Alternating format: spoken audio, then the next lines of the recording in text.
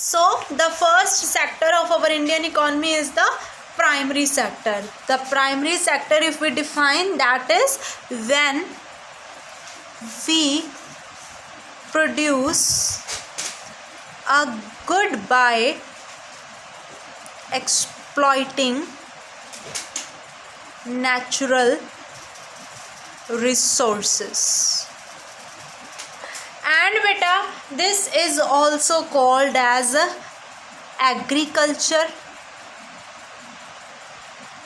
or agriculture and related sector.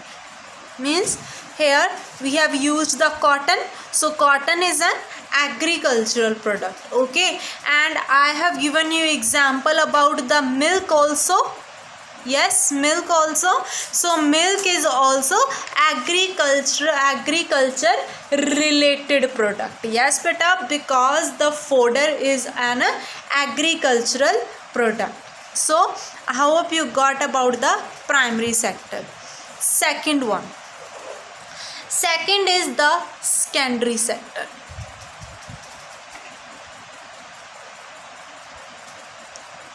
It covers activity in which natural products are changed into other forms through the way of manufacturing that we associate with the industrial activity. Under the secondary sector, which activities came? Industrial activities. Here the raw material from the primary sector is taken and this product the raw material is converted into the other product. For example beta, we take cotton, okay. Here cotton which was produced in the primary sector, it transported to the secondary sector. So using that cotton fiber from the plant, we spin the yarn and weave the cloth using the sugar cane, okay. For sugar cane, if we talk about the milk, okay, milk is also transported to industries beta, like Verka plants are there. So the milk is also transported to that Verka plant. From in that Verka plant they prepare the curd, okay, and that curd is then packed and transported to the milk booths, okay. So this was about the secondary sector. Third one is the tertiary sector. The tertiary sector. After primary and secondary sector, there is a third sector of activities that falls under beta the tertiary sector, and this is different from both of the above sectors because this sector is not producing any product, okay. Here we can see beta, here cotton is produced. After transporting this cotton to the secondary sector, here clothes are manufactured, okay.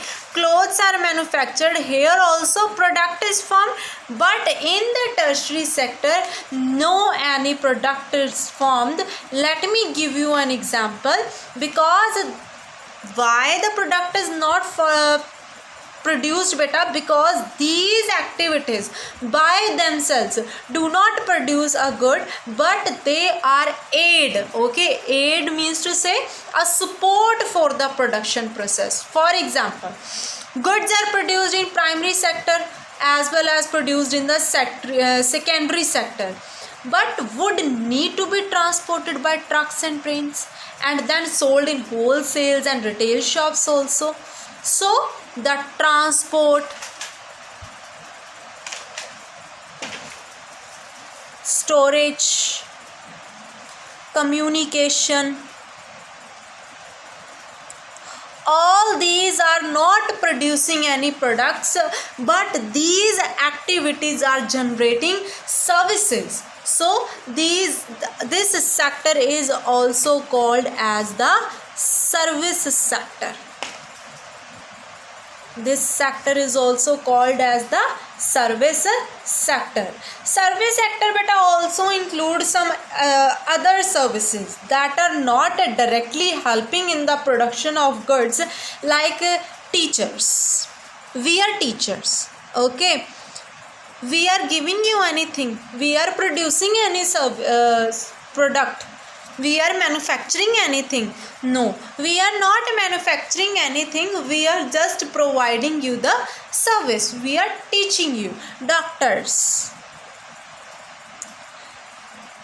okay, all these personnels, okay, all these personnels are also falling under the tertiary sectors. These were the three sectors. Hope you understood. Now the next is to compare all these three sectors. How would we compare about the income from one sector with the income of another sector? Next step is to see how much goods and services are produced and how many people are working in these sectors. Not every good that is produced and need to be sold, not beta every good that is produced and sold need to be counted, okay? Like if 1 quintal of cotton is sold, okay, and clothes are manufactured, then clothes will be sold, okay? So what does this mean? To count the total production,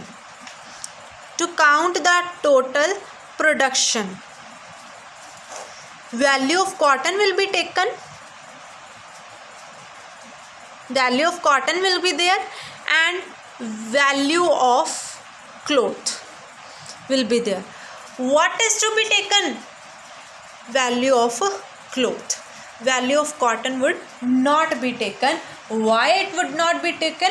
Because only the value of a final good and service is taken. Let me give you an example to you. Suppose a farmer is there who is selling his wheat, okay? Here is the farmer. Understand this example very carefully. Farmer is here, he is selling 8 kg rupees 8 per kg of wheat to the mill, okay? Which mill? Obviously flour mill.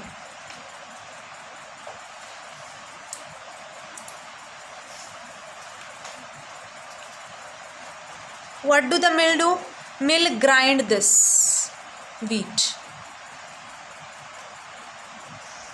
Mill grind this wheat and sell this flour at the rate rupees 10 per kg. Okay, then this flour mill is selling this to the factory, okay? Which factory? To a biscuit factory. Biscuits factory, okay? So this biscuit factory is producing the biscuits, okay? They are making biscuits and they are selling from 1 kg of wheat, they are producing the biscuit and they are selling at the rate rupees 60, means rupees 15 per packet. Per pack they are selling at the rupees 15. Okay, so what is the final product here? Here the final product is the biscuit. Wheat is not the final product. So for here, okay, here the value of wheat will not be included, the value of flour will not be included. Which value will be included? Value of biscuit will be counted, okay? Because here beta the wheat and the flour are the intermediate goods. What are the intermediate goods? Intermediate goods are used up in producing the final goods and services. The value of a final good already has been included in the value of all the intermediate goods that are used in making the final good. Hence the value of rupees 60 for the biscuits will be already includes the value of a flour, that is rupees 10, and it includes the value of a wheat. Clear? Similarly, the value of all other intermediate goods would have been included. To count the value of the flour, wheat separate is therefore not correct, because then we would be counting the value of same thing a number of times, first as wheat, then as flour, and then finally as the biscuit.